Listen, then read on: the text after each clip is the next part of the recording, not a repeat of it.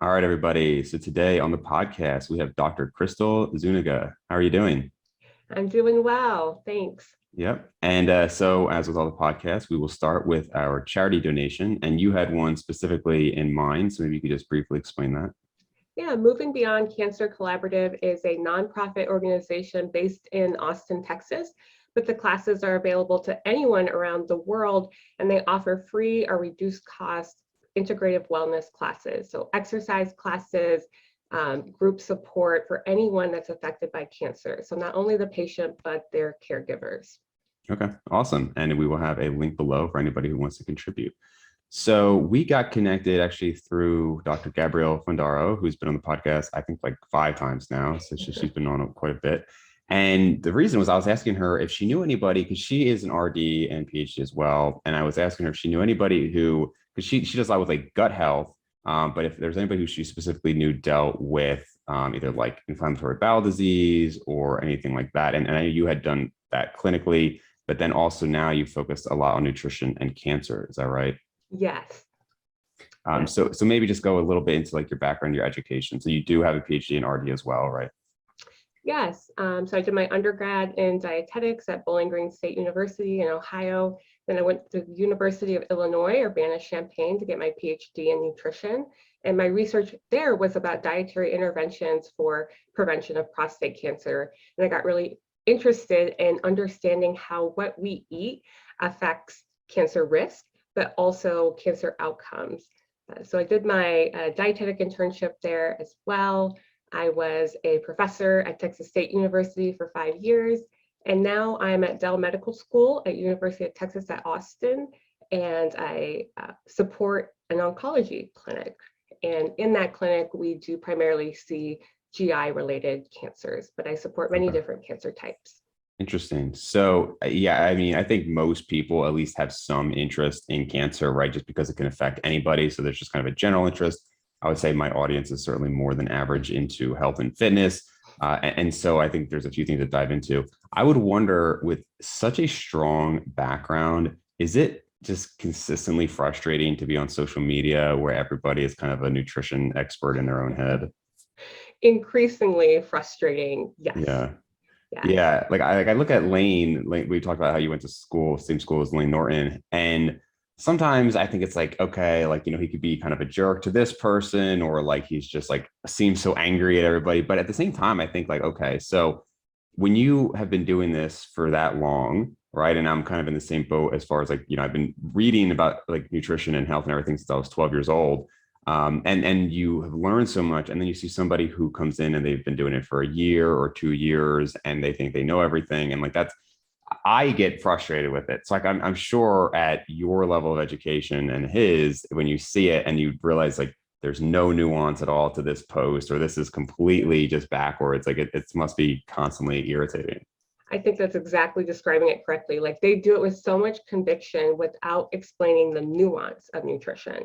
And Mhm. then seeing it in practice is where I get increasingly frustrated and angry about it, because I see how the patients come in completely confused, overwhelmed, trying to weed out what's right, what's not, to make the best decision for their health. So the more misinformation that is out there, it makes it harder for the people that really need to apply it for their disease. Yeah, for sure. And so there's a few areas with the cancer that I want to get into. But first, I just want to ask about you mentioned like, it's with colon cancers and your background with inflammatory bowel disease. My understanding is, and like from what I've read, is that, we don't know what causes a lot of these autoimmune issues and like inflammatory bowel disease. However, so people would say, well, diet isn't a factor in terms of maybe causing it. And I think that's still up in the air of like what would cause it.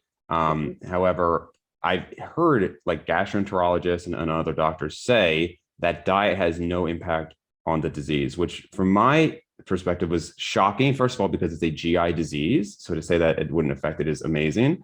And secondly, while I know that it's impossible to do like these huge randomized controlled trials like we have with like maybe drug studies and everything, there are, at least from what I've seen, some significant studies showing how diet does impact both symptoms and even potentially inflammation in these diseases. So I just want to hear your perspective on that. Yeah, absolutely. That's unfortunate that it was portrayed that way, or you've heard that, because how A would number of diet times, not yeah. how would diet not have an effect on the GI tract and the function and the health of that? Just Yeah. understand the physiology of the GI Yeah. tract. Yeah. And we do know that, for example, exclusive enteral nutrition Mhm. is a therapy that is used when someone is having a bad flare-up of IBD. So breaking down nutrients into basic form so that the person can still get the nutrition in those intestinal cells Mhm. to support healing and recovery. So we know that, right, Yeah. the function of the GI tract is compromised, so the nutrients that it's getting is going to be compromised. But when you supply nutrients, the gut heals. So just for people who listening, exclusive enteral nutrition, that would basically be taking like the monomeric forms, right, of the macronutrients in a liquid, right? Yeah, That's very easily digestible and there's less to break down, right? right, exactly. They digest all the macros into smaller pieces, essentially. So not proteins, now they're peptides or Mm. single amino acids. So those intestinal cells don't have to do as much of that digestion. So I once tried to do that myself. And so the first experiment was, and I'm very surprised by some of the studies that they will use like Ensure or Boost with like a pediatric inflammatory bowel disease. And to me, the ingredients seemed horrible as far as like quality of the ingredients in them. I tried it. I had 3 days of that. And in the studies, they show good results, like in the ones I've seen at least. I Mhm. tried 3 days of, I think it was Boost, and it was horrible. Like the amount of GI distress I had was like more than I had the entire year prior. So Mhm. I don't know if that was just because it was such a shift from what I was doing. And and then the next experiment, like right after that, I was like, well, I don't want to just give up. So I tried to make my own. Basically, I did essential amino acids Mhm. plus dextrose Mhm. plus MCT oil, like to try to like get some. It like I've done a lot. This was one of the nastiest things I've ever had. I literally couldn't do it more than a day. And Yeah. like it was so awful. So more just a story than anything else. But I don't know if you seen or thought much about these like Boost and Ensure trials. Yeah, and like again, the standard boost or ensure that is available off of the shelf is not the same as those monomeric formulas or polymeric formulas that are going to be used more clinically. Mm-hmm. And yeah, that those have ingredients, they have a time and place. I say, what I don't like is I often hear, well, I was losing weight, my provider said, just drink ensure or boost. Like there's more. There's Mm-hmm. other options that we can do to Yeah. increase your nutrition intake without relying on these products. So I think it's kind of a shortcut, and then people don't like them because they Mm. might have GI distress because they're very concentrated formulas. Yeah. The taste is not great. Yeah. So I was And not aware that they were, I thought in these trials that it was the Boost and Ensure that you would buy at like a supermarket. You're saying that there's a separate, specifically monomeric type for clinical trials. yes, yeah, or Okay. they are different varieties of those products. Okay. Mhm. Maybe Yeah. that's where I went wrong Yeah, then. because those are very right. The ones that you saw had, for example, high fructose corn syrup as Right. And like the soybean sugar, oils and stuff like that. or whey So protein isolate versus yes. these other products are hydrolyzed proteins.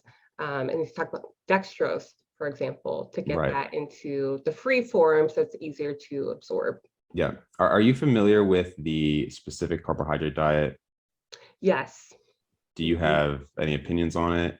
I think there is some limited research on how that can be helpful for those that are in a flare up. For Mhm. example, when you think about it, what you're doing is limiting the types of carbs that need those disaccharidases and Mhm. from those intestinal cells. So that does make some sense if you're putting less work on those intestinal cells, Yeah. that you would be able to absorb those nutrients better. But as far as being used long term, it has a lot of limitations in the Yeah. variety of the diet. So Yeah, I've done elimination diet like that before, and really for anybody listening. So, and I've known a number of people either who have inflammatory bowel disease or just GI distress who have done it. It was written by Elaine Gottschall, like I don't know, 20, 30 years ago. So I think the science is a little bit dated. The theory behind it was that you should only be able to have like basically have only monosaccharides.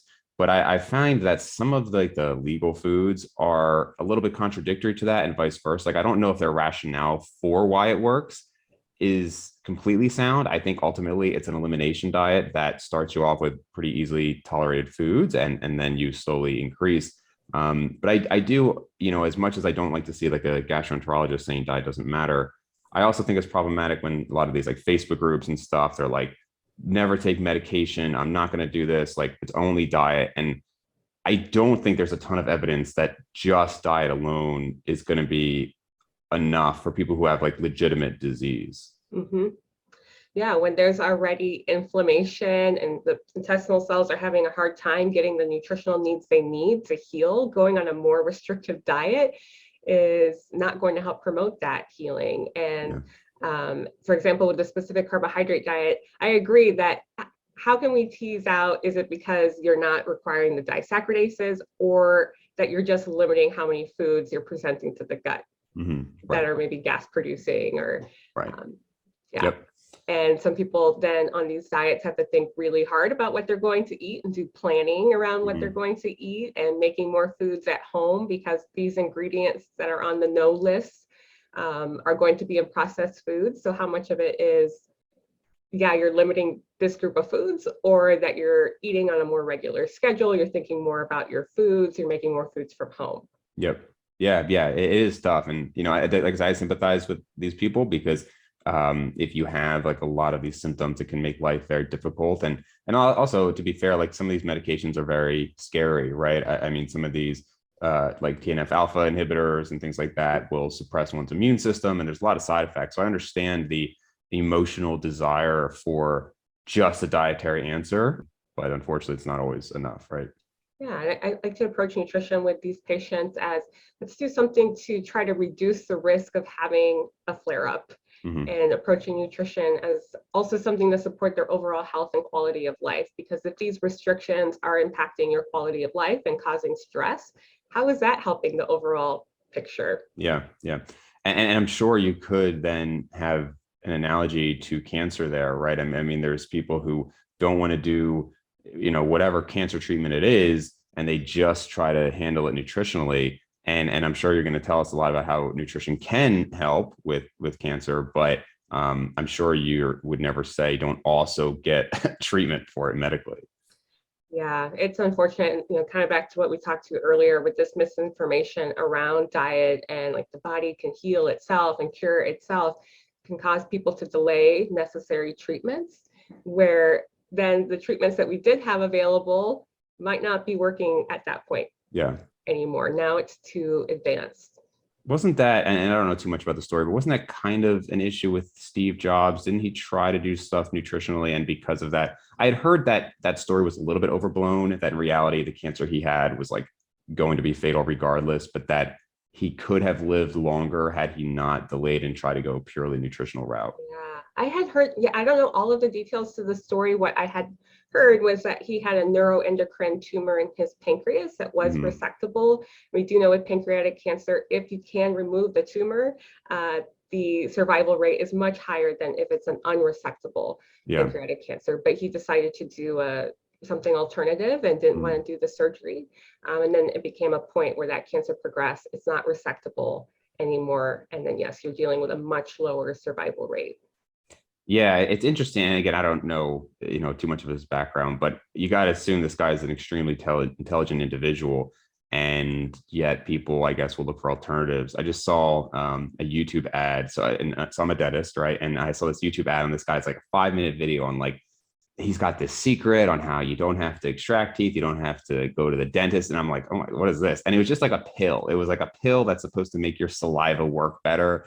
And literally he was like, don't ever have to go back to the dentist. And I was like, how is this possible that this is even legally promoted right now? But then we have books like Medical Medium, right? And so that book, my dad will every once in a while be like, you got to read this book, right? And he's a smart guy. He's an attorney, he's educated, but I think people who don't have like a significant background in like specifically nutrition and like the scientific method will get caught up in things. And I'm like, look, I went through like half the book and I was like, I can't read this book anymore, and I saw you made a post about Medical Medium. So maybe touch on that a little bit. Oh my gosh. Yeah. I tried to read a recent article. It's trying like what quackery is he promoting Hmm. today? I was like, I couldn't even get past one paragraph. Like none of this makes sense if you have any understanding of biology. Yeah. But he uses a lot of words like toxins and poisons and industrial, and so it induces a lot of fear. It's like once you create that fear, then he's creating a solution and resolving that fear. Right? And so Yeah. that's what really draws people in.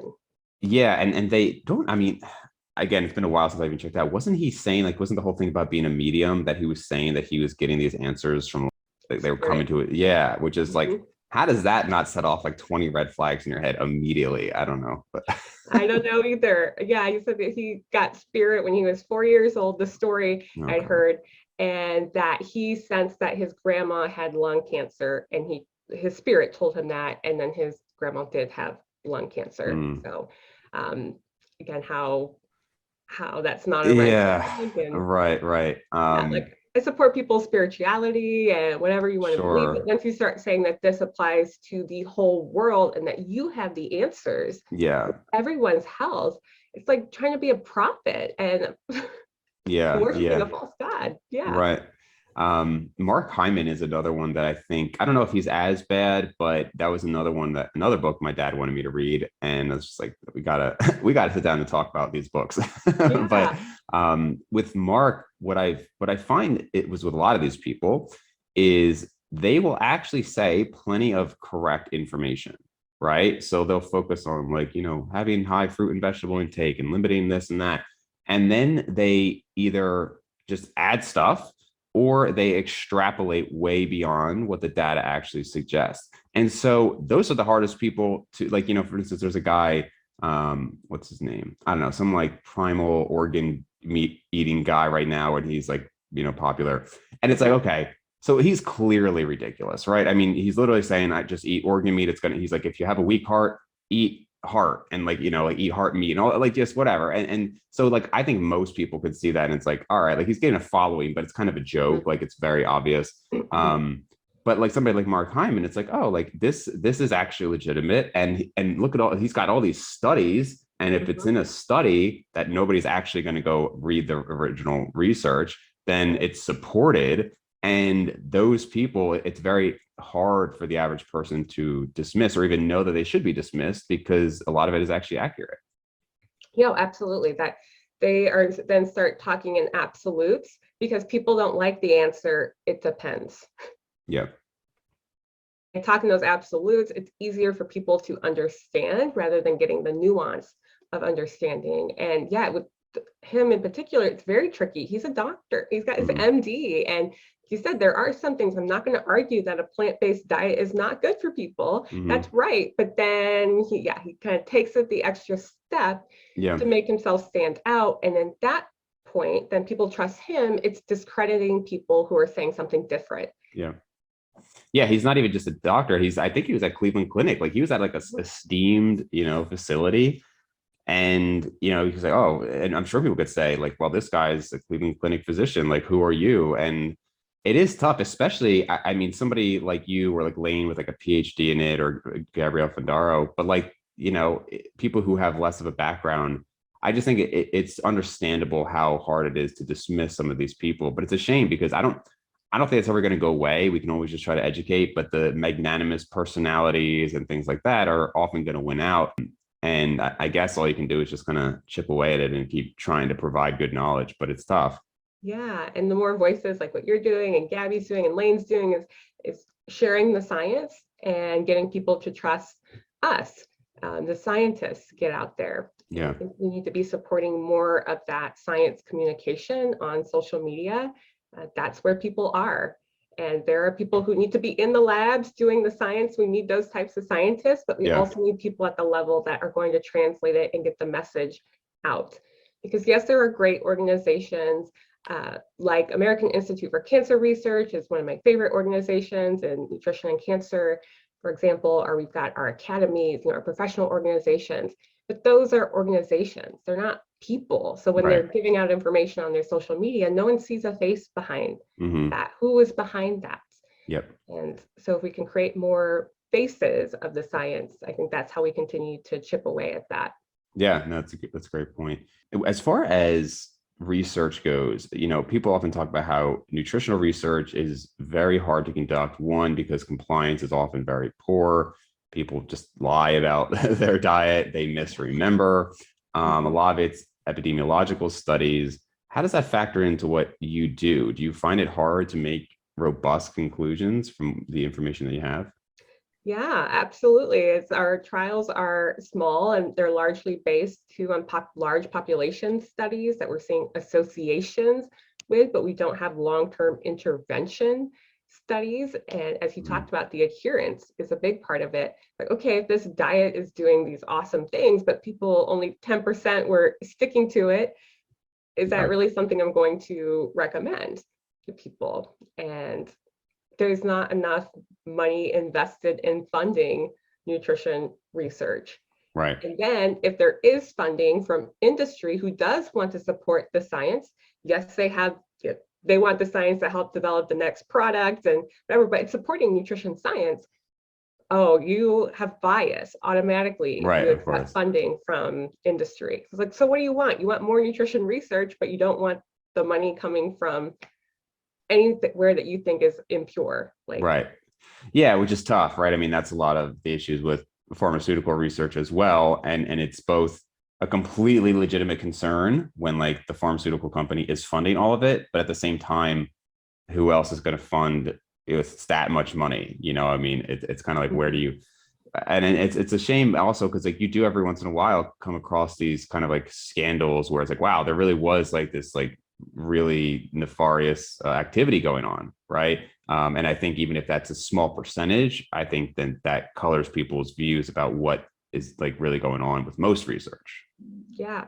It's like, again, people can attack the nutrition research from, oh, it's government funded, big government, right? Or Right, big yeah, industry or pharmaceutical. Like, so we want people giving us money out of their pocketbooks. I mean, yeah, yeah, where's that money going to come from?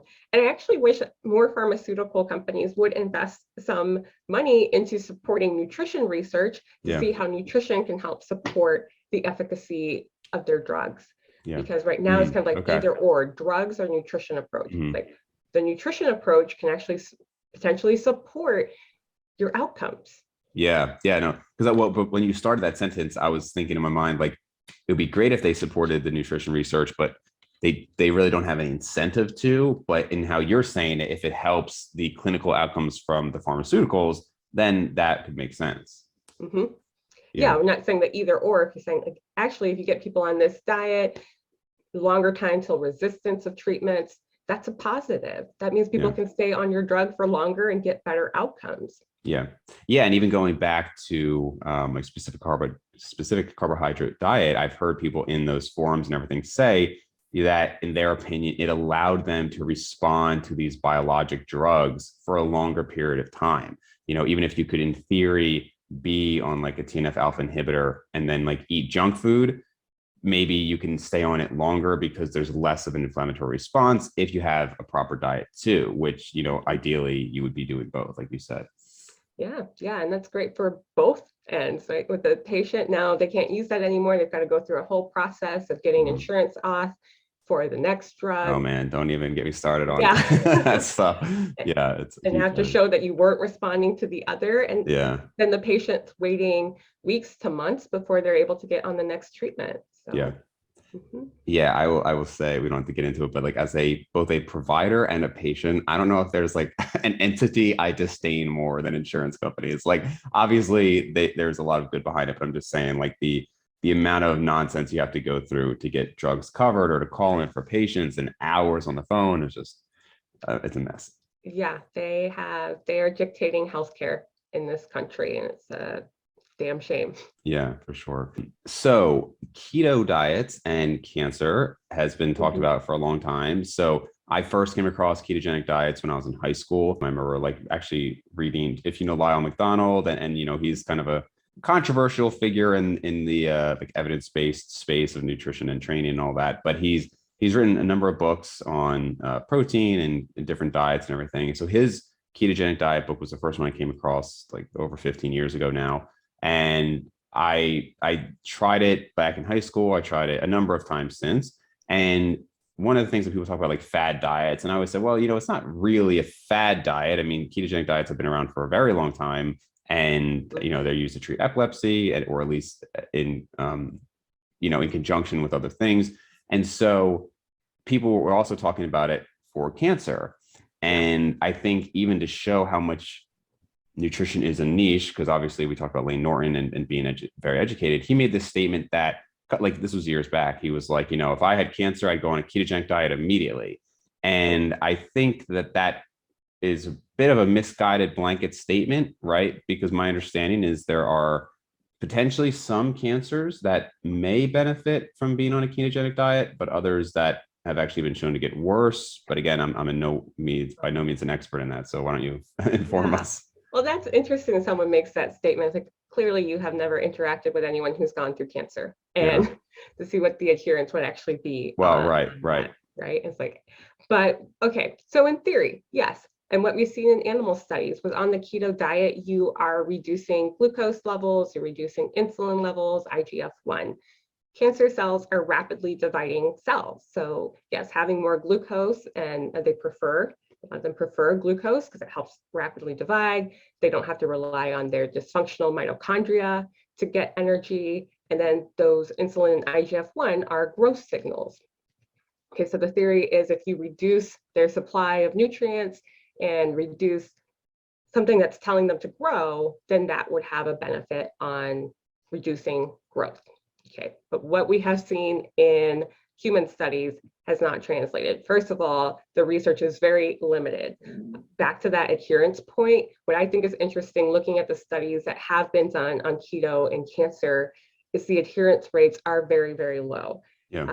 So even when someone is faced with cancer, and here's an option to try this diet therapy, it is very difficult to adhere to. I'm sure. Yeah, my just as a quick tangent, my friend's father, who I grew up with and everything, he passed from a glioblastoma. And I believe that a glioblastoma is one of the cancers that responds pretty well to a ketogenic diet. And, I told my friend about it, but it was kind of like, all right, he's probably got about 3 months to live. Does this guy really want to extend his life? Even if it's double the lifespan, you could go to 6 months to tell this guy, hey man, you just eat meat and eggs and stuff. It's just not gonna happen, right? So not to dismiss it, but this guy's I think he was late 50s, entire life of this style of eating. I mean, some people would do it. It's good to know the options there, but like you said, I just couldn't imagine. I don't even know if he ended up telling his father about it, because he was like, look, he's so out of it at this point. It's just, so. Right. 3 months. I mean, we don't know if it would be 6 months. It might be an extra month. Is that worth it to be following a very controlled diet, which that's everyone's personal choice.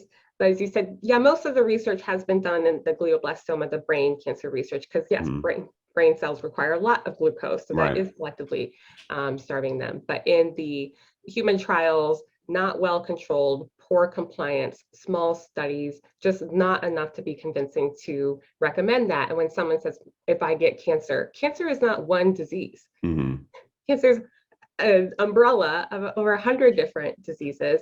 And we know even within that same person and that tumor, within that tumor, the different cells have different mutations. So there's different mutations that cause cancer even within the individual. That's why we have treatment resistance, because some cells are responding, some aren't. So not to dismiss, though, that there is a lot of research into metabolic therapies. So looking at fasting mimicking, ketogenic diet, reducing protein of specific amino acids. So this is an active area of research, but we don't have the research yet to be umbrella blanket statement saying that this is a diet that people need to follow. And what I will say, where we do have consistent research, is that those that have unintentional weight loss or losing muscle during cancer treatment have poorer outcomes. So we don't want to be doing diets that are going to induce weight loss or muscle loss, because that leads to more treatment-related toxicities. Then that's going to lead to infections, dose reductions, hospitalizations, which all lead to poor outcomes. Right.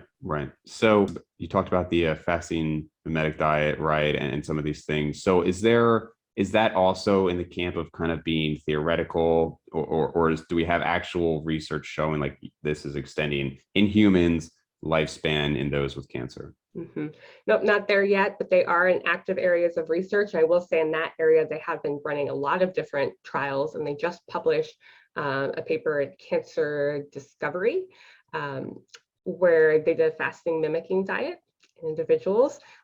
They were only, so what I thought was interesting. So a fasting mimicking diet is on day 1, 600 calories, and days 2 to 5, they're getting about 300 calories. Okay, and they have to eat these products. I don't know if you've heard of Walter I was Longo. about to ask, this is like Walter Hyman. Longo's, yeah. Yeah, so they've got their product line, and so they had to consume these products because they're low protein, high in fat.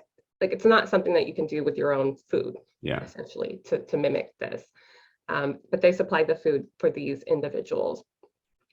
Only 20% got up to doing 8 cycles of this.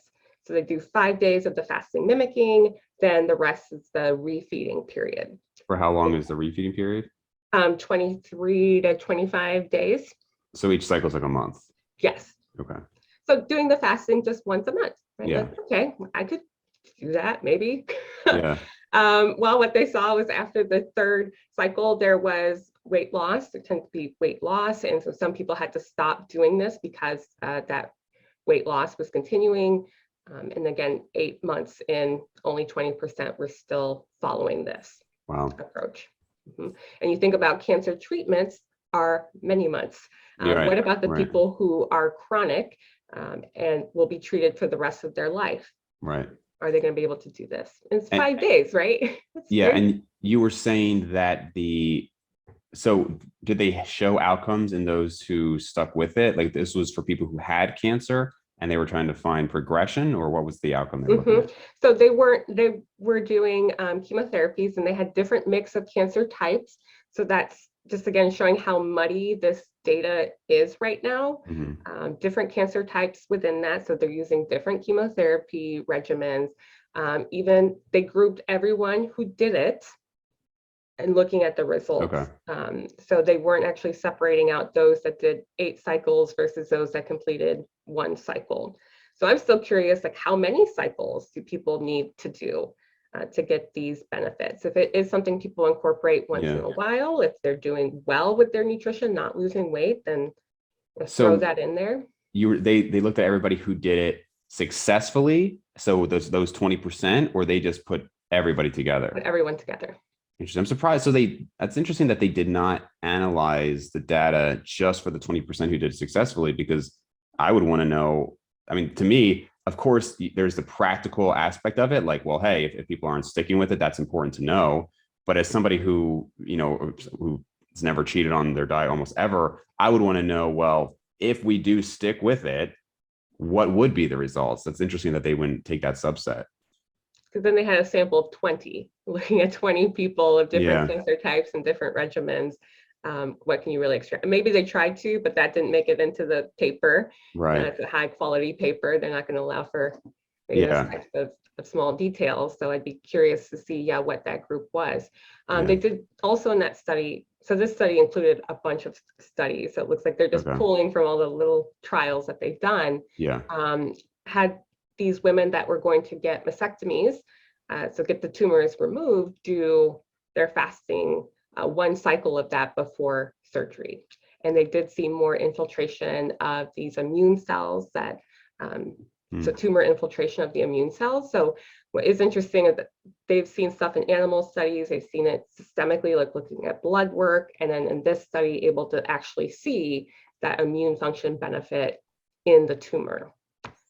So and they're arguing, because a lot of the, as far as like in like the health and fitness industry and like body comp stuff, a lot of the arguments against like intermittent fasting and like every other day fasting, things like that, is that, it's just another way to create a calorie deficit. The only reason they lost more fat is because it was a calorie deficit. And even like when we'll see some research showing like, oh, they had better health markers, it's like, yeah, but like they also lost weight. So even if they said that they were eating the same, they must have been eating less. And then what we see is correlating with what we see in calorie deficit research.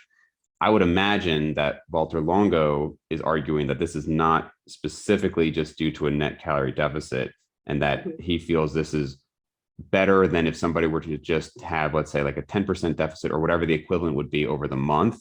I'm guessing he's feeling there's something about this specific, I don't know if it's a hormetic response or something in this 5-day period that's special.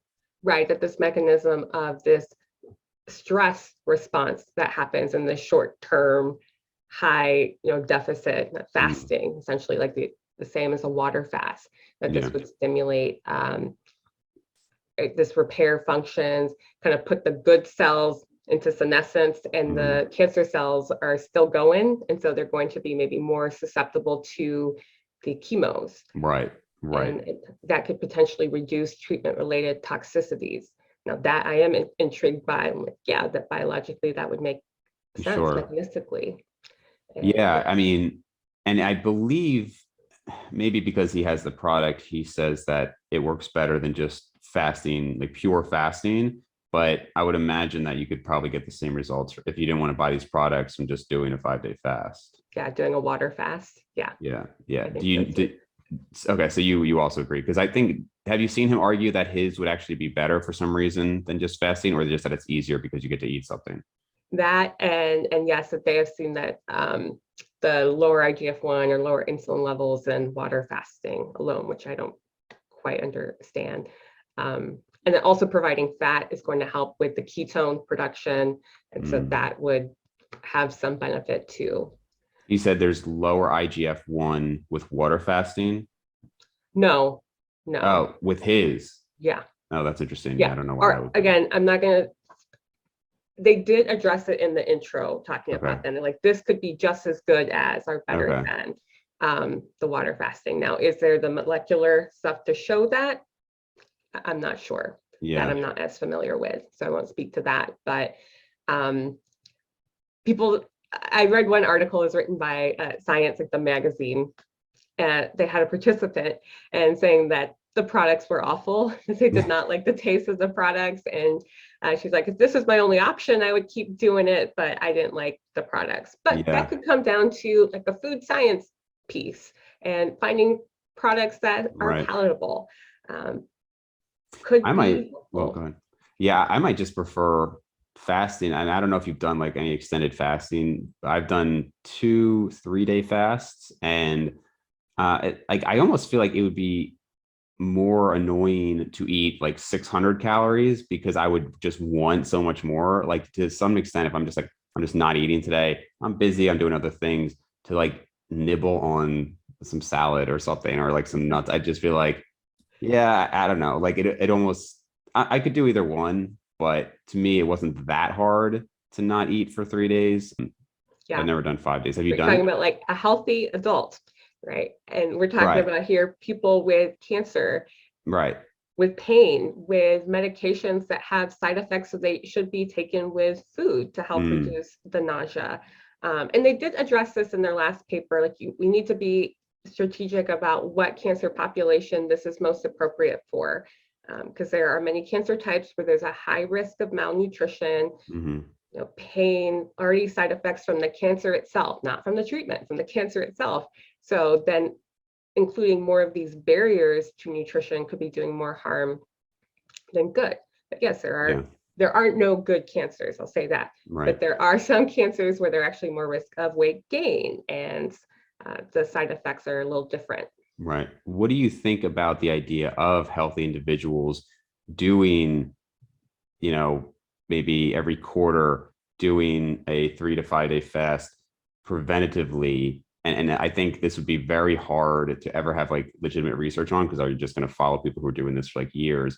But certainly that's something that people talk about incorporating occasional fast to reduce the likelihood of getting cancer. Do you think there's any validity to that? I think you're right in that we're not going to be able to do that type of research Mhm. to see like what are the long-term outcomes. I say like in short term, I don't see many negative effects if someone is not taking, medications they have to do, or pretty generally healthy adult. But I would not do it personally. Mhm. I feel like I'd rather do something where there is a lot of research to support, like a diet that's high in fiber and low in processed foods, and exercise and making sure I have enough energy to exercise. I'll say Right. that if you don't let me eat, then I'm not moving. Right. And we know the benefits of exercise are, that research is prolific. Yeah. So I'd rather err on the side of where the research is for my own comfort, but people feel good about doing that. I Yeah. don't, I think it's personal choice. interesting. I like I said, I've done it twice just to see. Actually, the two times I did it, it's because I had some like pretty severe GI distress. And so obviously it was a great break. I felt fantastic on it. So Mhm. now once I then got back to eating, I still had problems, right? So it was no way like a cure, but even just like mentally, it was like, okay, I'm just gonna like, if I was particularly bad.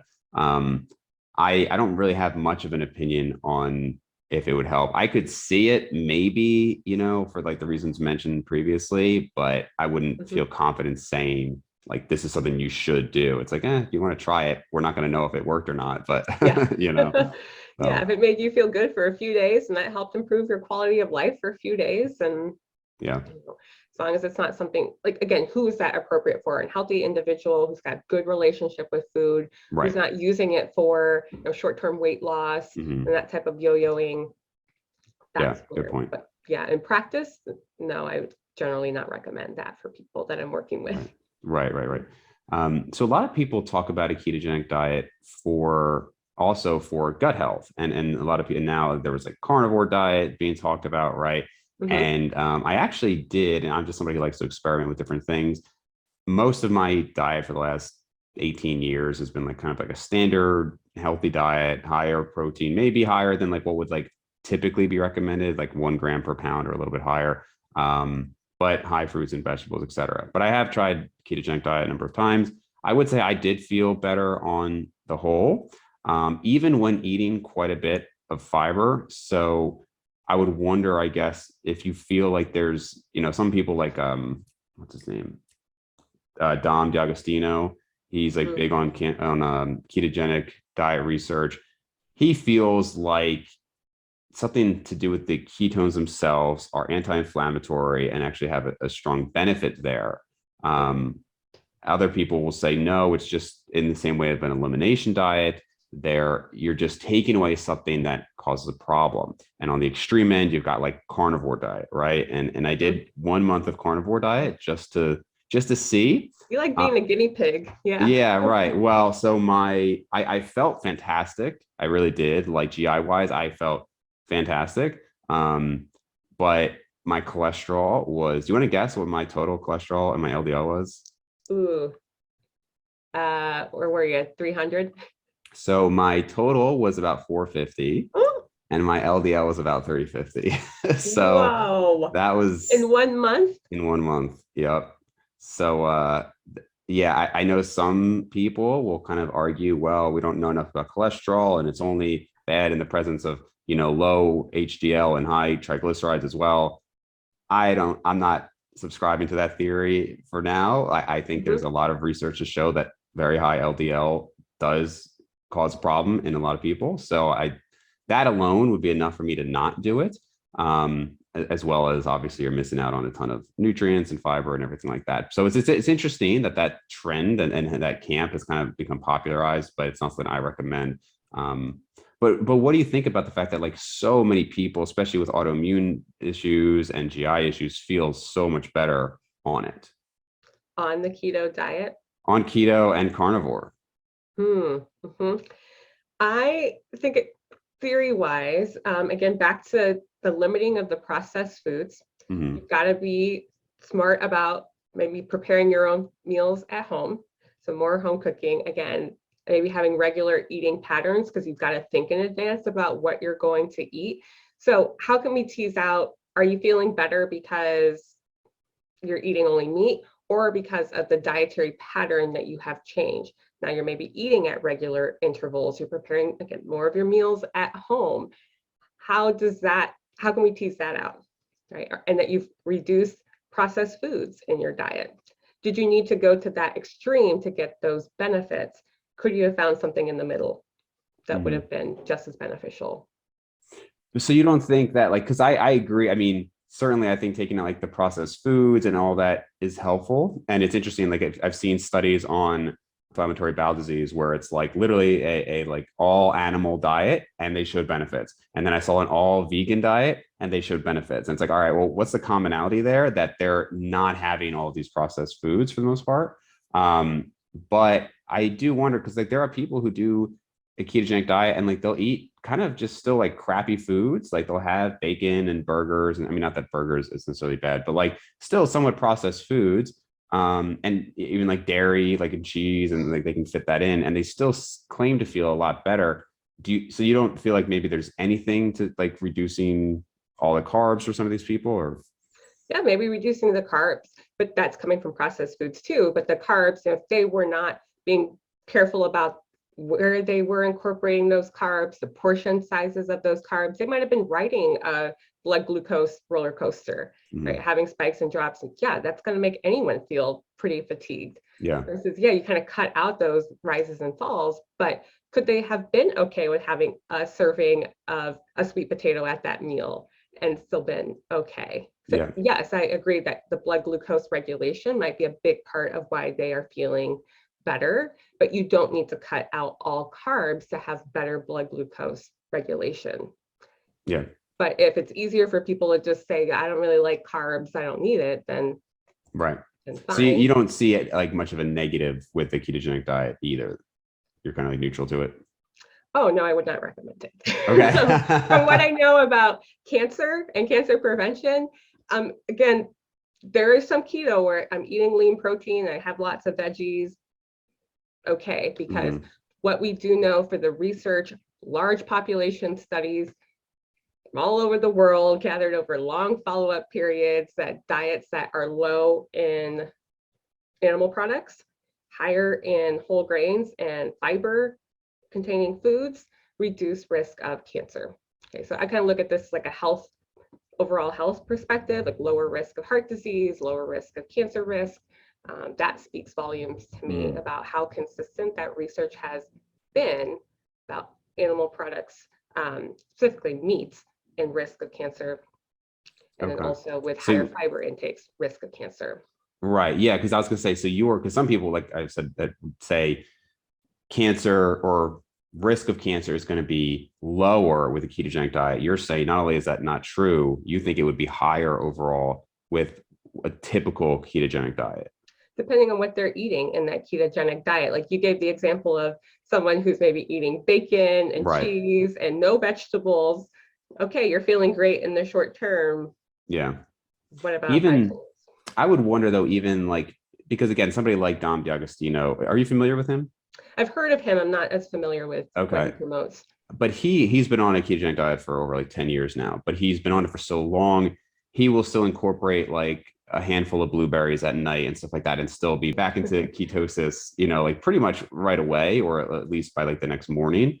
However, I don't know if he's just so adapted to it, but his cholesterol levels are actually pretty good. Now, when I've done a ketogenic diet and tested my lipids, it was not as bad as a carnivore diet. And I kind of did, again, an experiment where I did like a kind of, I guess, traditional ketogenic diet. So just higher fat meats and things like that. And my total was still like in the 300s and my LDL was still like close to 200. Then I did another month where I stuck with ketogenic diet, but I tried to have much more of the fats come from olive oil and avocados, which admittedly avocados could have raised fiber, right? So that could be a factor too. And my cholesterol like got reasonably good, still a little over 200, but my HDL was very high. My triglycerides were very low. It was a level where it's like, you know what, I'd be comfortable with this. But do I think it's as good as like, more fruit and vegetable intake and everything? Probably not. I think you can design a pretty healthy ketogenic diet, but as you mentioned, I mean, you really have to focus on getting a lot of fiber. And at that point, you're probably not even in ketosis. I mean, for me, having higher protein and high vegetable intake, my ketone levels were like 0.5 to 1, maybe. So like, I mean, you're barely in nutritional ketosis at that point. Right. No, I think that's an interesting point. I have worked with patients who have told me they're on the keto diet Yeah. And then them telling me what they're doing, like, you're not on the keto diet. You just Right. limited processed carbs. And good Yeah. for you. You're feeling good on something where you're eating more lean proteins and you're getting more vegetables, less starchy vegetables in your diet. Great. Call it whatever you want. Right. You Right. know, Right. as Yeah. long as you still have those foundations. But where I do get concerned is like, oh, but do you really need all that bacon and cheese Yeah. and these things that, again, our recommendations for processed meat is to avoid Hmm. due to the risk of colorectal cancer and that Right. strong association. Red meats limiting to less than 18 ounces a week due to that risk of Okay. colorectal cancer. That's what I was gonna. I'm glad you brought that back up because I wanted to ask. So from what I've seen, like pretty clearly, processed meats are a no-go, right? I mean that those should be avoided. I don't know if that's largely because of the nitrates or what they speculate. Is that a big reason you think? Yeah, part of that, yes. Okay. Mhm. And then my understanding was it's like so night like the processed meats no go. Fish, maybe poultry could be okay, or even I've seen some like protective benefit. Maybe I think it was with fish. And then Mhm. red meat, I've either seen is fine as long as it's not processed, or as you said, should be limited. So you lean more towards red meat, should even completely non-processed, like a 93.7 ground beef, you'd still limit that. I think that brings up the good point about our population research and like with the red meats, someone who's eating a high red meat diet, what else might be Right. tagged with that type of dietary approach? Maybe also Right. not getting the fiber. Are they choosing the lean meat or is it the drive-through hamburger um, Yeah. kind of red meat?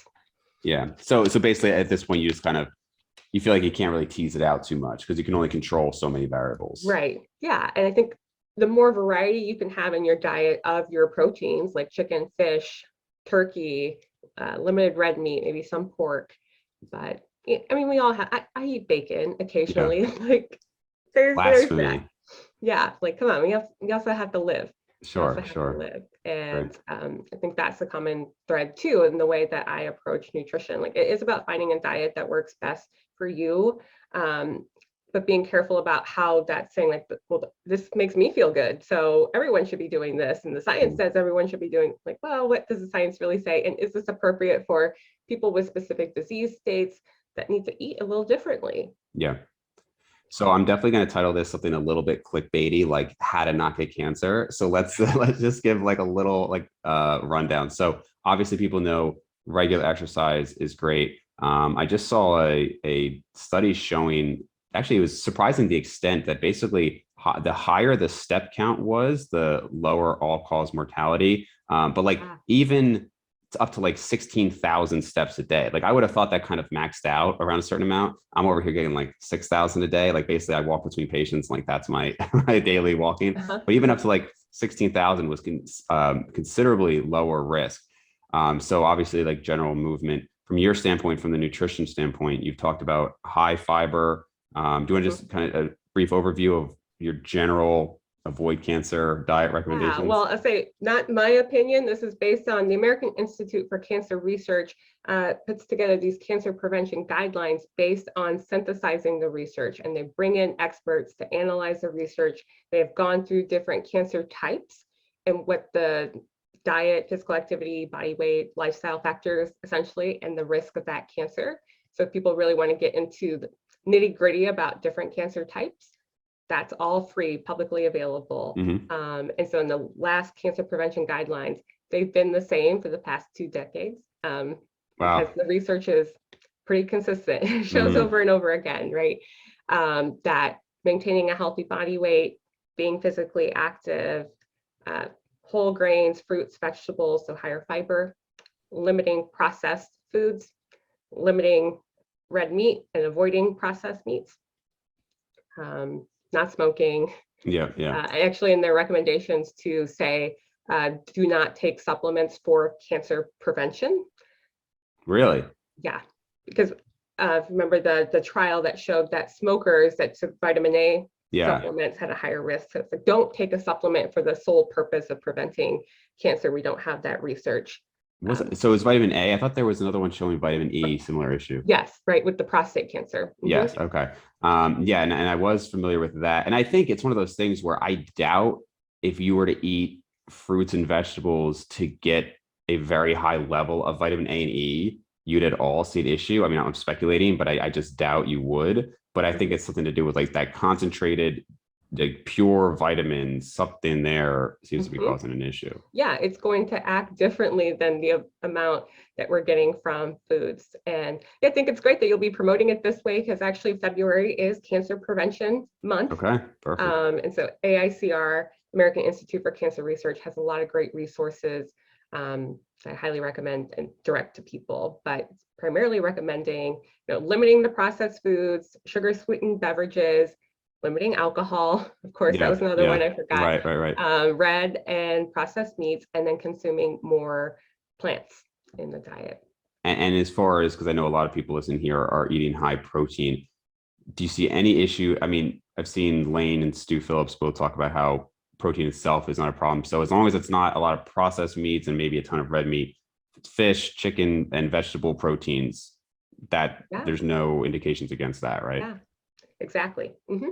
And in working with cancer patients, there's actually a recent opinion paper on this of experts that during cancer treatment, because protein needs are so high, we should be encouraging individuals to be consuming animal proteins because of the completeness Mm, of them, how a small portion, you're going to get a lot of protein. So when right. appetite's low, these are great protein sources, and just showing how valuable muscle is, not just for physique, right? Right. It's Right. metabolically active and has health benefits for an individual. So the more that we can do to support healthy muscles, support being active, yeah, that's going to have longevity outcomes. Awesome. Well, Krystle, I thought this was fantastic. Thank you so much for taking the time Yeah. out of your day to talk with everybody. And if anybody wants to see more of your work, where can they go? Yeah, I'm on Instagram at Cancer Nutrition HQ, also at Real Nutrition Science, and just sharing the science on cancer nutrition. Awesome. So we will have links to the Instagram as well as the charity down below. Thanks again. Yeah, thank you.